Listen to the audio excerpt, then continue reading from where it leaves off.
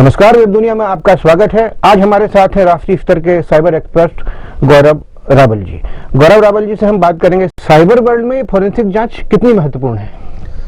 देखिए, आज से कुछ 10, 12, 20 वर्षों पूर्व तक तो फॉरेंसिक का मतलब ये होता था कि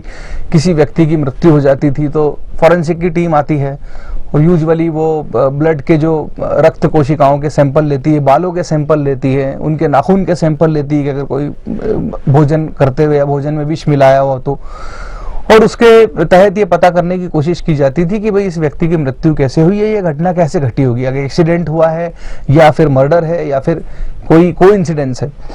तो इसको हम बोलते हैं फॉरेंसिक साइंस और फॉरेंसिक इन्वेस्टिगेशन। अब जब आजकल सारे जितने अपराध हैं किन्हीं न किन्हीं रूप में डिजिटल उपकरणों से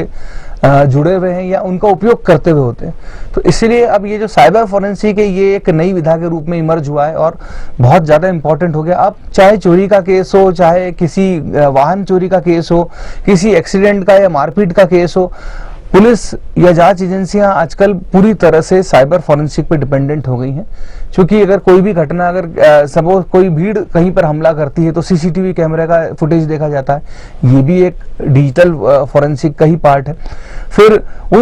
उस पूरी वीडियो में लोगों के चेहरे पहचानना, उनका फेस डिटेक्शन करना, फेस रिकॉग्निशन करना उस वीडियो का, उसके लिए भी कुछ सॉफ्टवेयर होते हैं जो फेस डिटेक्शन करते हैं इतनी सारी वीडियो में अलग अलग व्यक्तियों के। आजकल आपने कुछ एडवांस मोबाइल डिवाइसेस में ये देखा होगा कि आपने अगर कोई 100 फोटो अपनी गैलरी में खींचे हैं तो आपका एक मोबाइल में ऑप्शन होता है कि वो न्यू फेसेस अलग ही उसमें से फिल्टर करके आपको बता देता है कि इन 100 फोटोओं में ये 50 लोगों के चेहरे आइडेंटिफाई हुए हैं, चाहे वो ग्रुप फोटो थे, चाहे पर्सनल फोटो थे, चाहे फैमिली फोटो थे।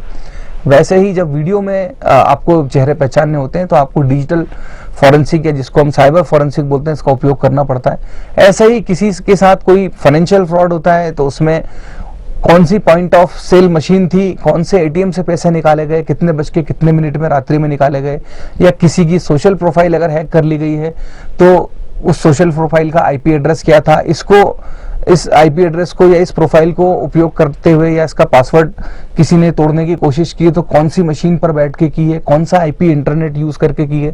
ये प्रोफाइल जो व्यक्ति ने फेक प्रोफाइल बनाकर किसी को मैसेज भेजा है या फेसबुक रिक्वेस्ट भेजी है, तो ये प्रोफाइल बनाते टाइम उसने कौन सा मोबाइल रजिस्टर्ड किया था, उस मोबाइल को किन प्रपत्रों के आधार पर किस व्यक्ति के नाम पर रजिस्टर्ड किया गया, ये सारी चीजें साइबर फॉरेंसिक का पार्ट होती हैं। और आजकल 90% केसों में साइबर फॉरेंसिक का उपयोग किया जाता है, चाहे वो किसी भी तरह का अपराध हो। चाहे अगर गाड़ी कोई अगर चोरी हुई हो तो हम ये देखते हैं कि वो गाड़ी किस दिशा में लेके गया,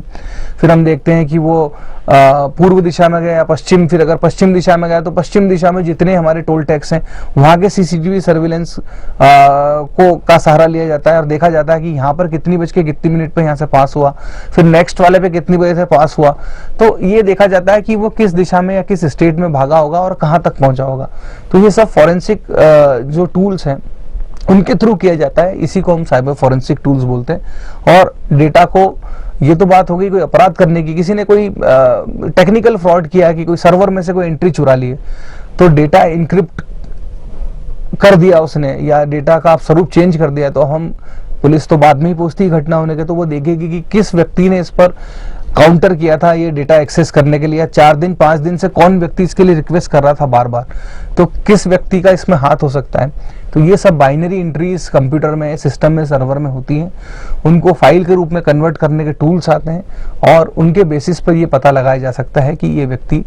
कौन हो सकता है या किन व्यक्ति के द्वारा किया होगा। तो आजकल साइबर फॉरेंसिक किसी भी तरह के अपराध में बहुत ही ज्यादा महत्वपूर्ण भूमिका निभाता है। गौरव जी, वेब दुनिया से बात करने के लिए बहुत बहुत धन्यवाद। नमस्कार।